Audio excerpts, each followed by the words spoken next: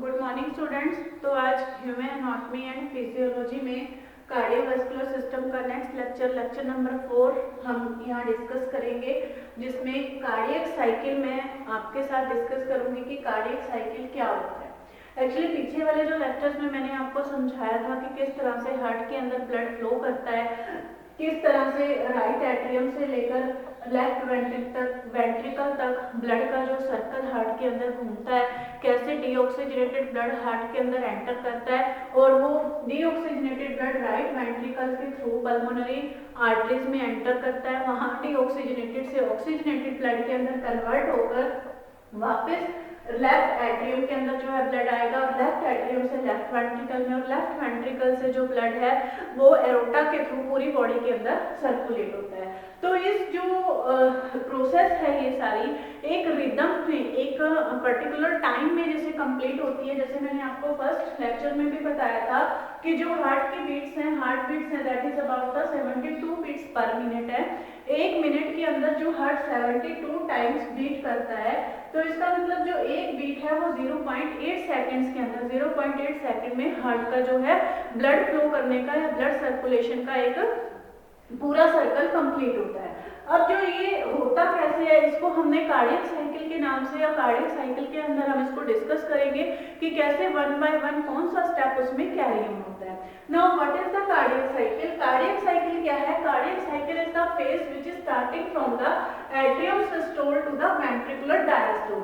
कि जब atrium systole से लेकर, सिस्टोल मींस कॉन्ट्रैक्शन, कि जहां भी एट्रिया आ जाए, जहां पे सिस्टोल वर्ड आ जाए इसका मतलब कॉन्ट्रैक्शन है, और जहां पे डायस्टोल वर्ड आ जाए तो इसका मतलब वहां रिलैक्सेशन हो रही है।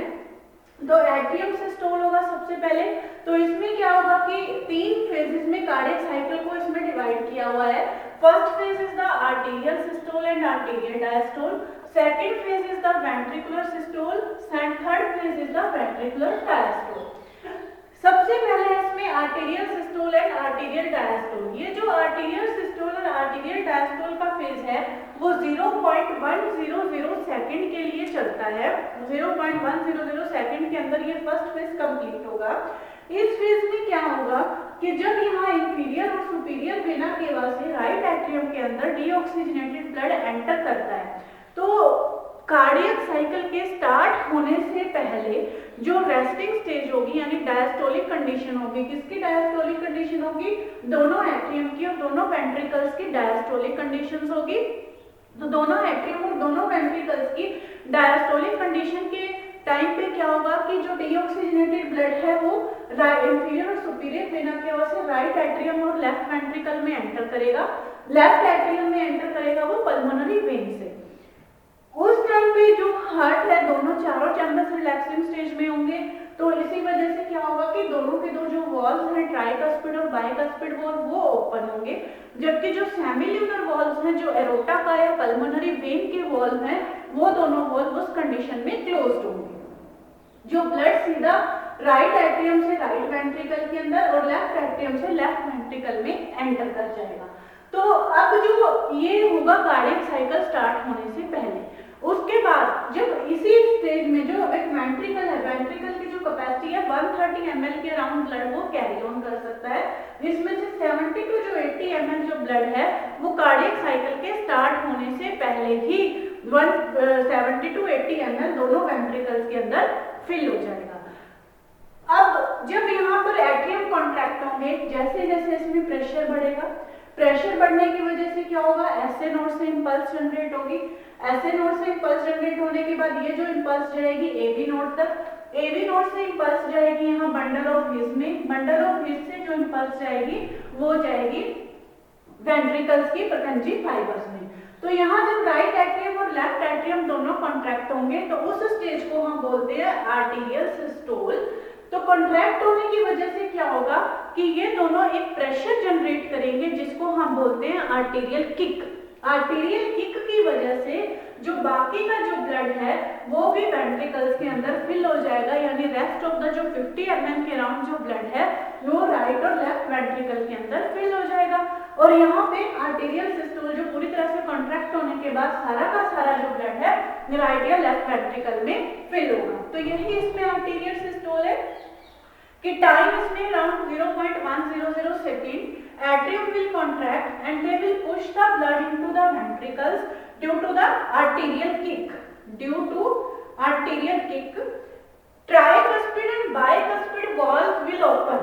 जो दो tricuspid और bicuspid valve है वो दोनों ओपन होंगे, जबकि जो सेमिल्यूनर वॉल्व थे, सेमिल्यूनर वॉल्व कौन से थे, जो एक तरफ तो पल्मोनरी आर्टरी के अंदर पल्मोनरी आर्टरी के अंदर जो ब्लड यहाँ से जा रहा था राइट वेंट्रिकल से पल्मोनरी आर्टरी में, तो यहाँ जो एक सेमिल्यूनर वॉल्व था, एक जो यहाँ एरोटा का सेमिल्यूनर वॉल्व था, ये दोनों वॉल्व उस टाइम पे क्लोज रहेंगे। अगर हम इसको ईसीजी की जो इलेक्ट्रोकार्डियोग्राफ की वेव के साथ लिंक करें तो ईसीजी की वेव कुछ इस तरह से आती है। तो ये जो वेव, ये लाइन है, स्ट्रेट लाइन है, ये लाइन शो करेगी the cycle before the phase before the cardiac cycle. ECG का जो पूरा टॉपिक है इलेक्ट्रोकार्डियोग्राम या जो इलेक्ट्रोकार्डियोग्राफ, उसको हम नेक्स्ट लेक्चर में उसकी पूरी डिटेल स्टडी करेंगे, उसमें हम उसको कार्डियक साइकिल से लिंक करेंगे। यहाँ मैं इसमें थोड़ा सा आपको इसका व्यू दे रही हूँ कि यहाँ पे ये ईसीजी के साथ ये कैसे लिंक ऑन हो रही है, कैसे ईसीजी जो है हार्ट बीट या कार्डियक साइकिल को स्टडी करने के लिए यूज किया जाता है। अब जो नेक्स्ट फेज है, ये जो पूरा का पूरा जो आर्टेरियल सिस्टोल है, जब कॉन्ट्रैक्शन होने के बाद सारा ब्लड वेंट्रिकल्स में चला जाएगा तो आर्टेरियल सिस्टोल जो है, आर्टेरियल दोनों एट्रियम है वो दोनों रिलैक्स हो जाएंगे और उसके कारण जो है आर्टेरियल डायस्टोल या आर्टेरियल जो है रिलैक्सिंग पोजीशन स्टार्ट हो जाएगी। इसके बाद नेक्स्ट जो फेज है that is the ventricular systole. Ventricular systole में क्या होगा, ये जो फेज होता है ये 0.270 सेकंड के लिए ही चलता है। स्टार्टिंग में जो टोटल ब्लड था यहाँ पे 70 to 80 ml ब्लड तो था जो कार्डियक साइकिल के स्टार्ट होने से पहले ही फिल हो गया, और अराउंड जो 50 ml है जो आर्टेरियल सिस्टोल से फिल हुआ था। टोटल जो 130 ml जो वेंट्रिकल्स के अंदर ब्लड था उसके लिए एक टर्म यूज की गई थी that is the end diastolic ventricular volume.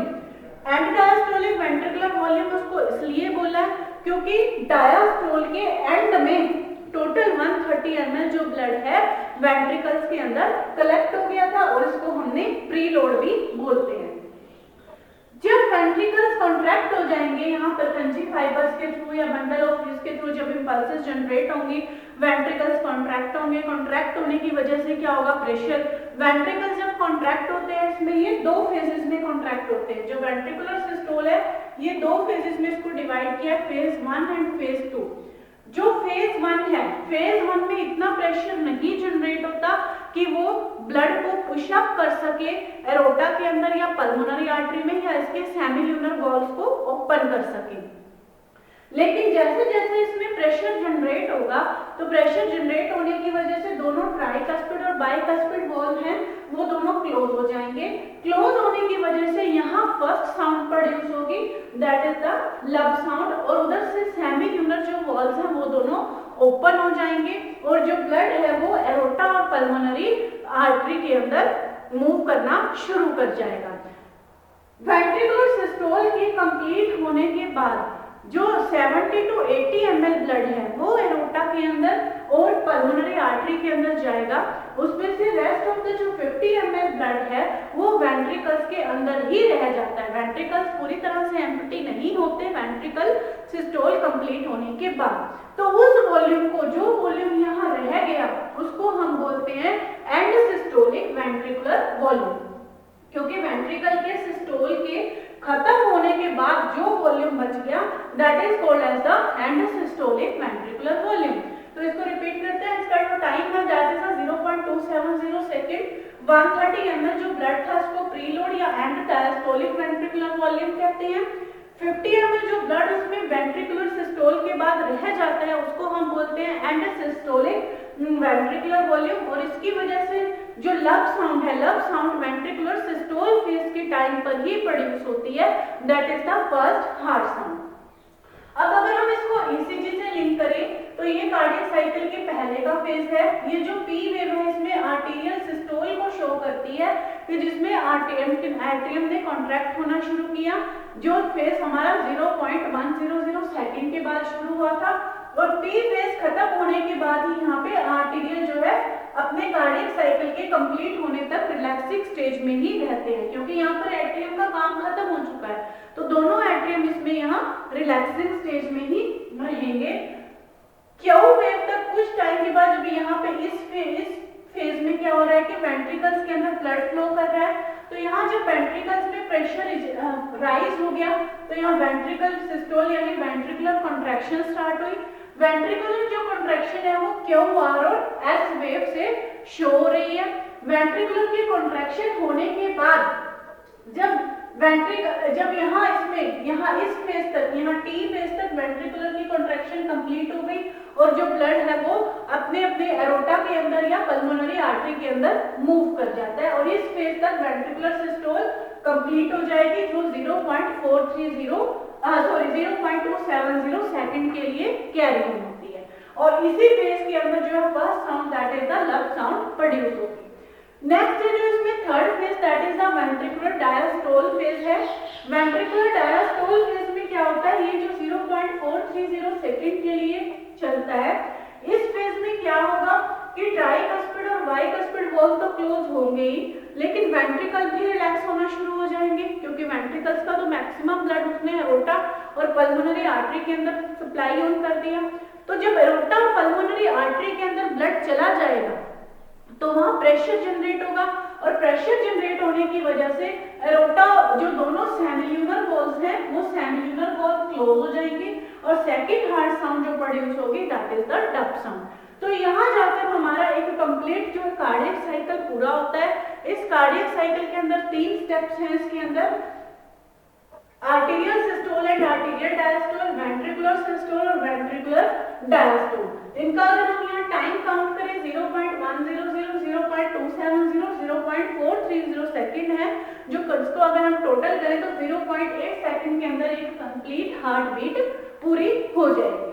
तो ये था हमारा complete cardiac cycle. Cardiac cycle के कुछ जो मेन पॉइंट्स हैं वो मैं दोबारा यहाँ पे शॉर्ट फॉर्म में लिखती हूँ, इनको आप नोट कर लो कि कौन से फेज में कौन कौन सी चीजें यहाँ आती हैं।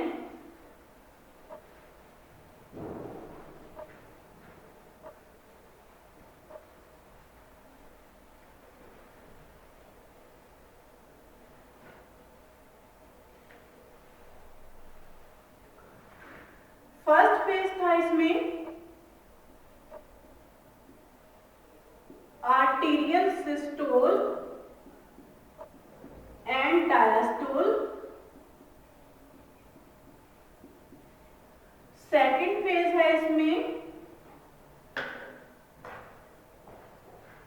Arterial systole and diastole. Second phase है वेंट्रिकुलर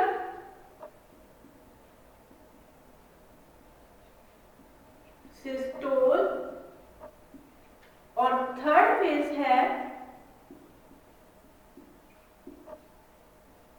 वेंट्रिकुलर डायस्टोल। आर्टेरियल जो सिस्टोल है, आर्टेरियल सिस्टोल जो चलता है दैट इज 0.100 सेकंड के लिए।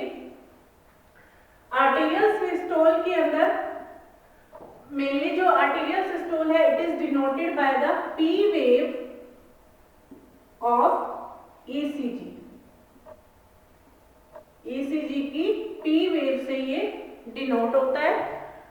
आर्टेरियल जो डायस्टोल है, वेंट्रिकुलर सिस्टोल है, वेंट्रिकुलर सिस्टोल के जो टाइमिंग है दैट इज 0.270 सेकेंड।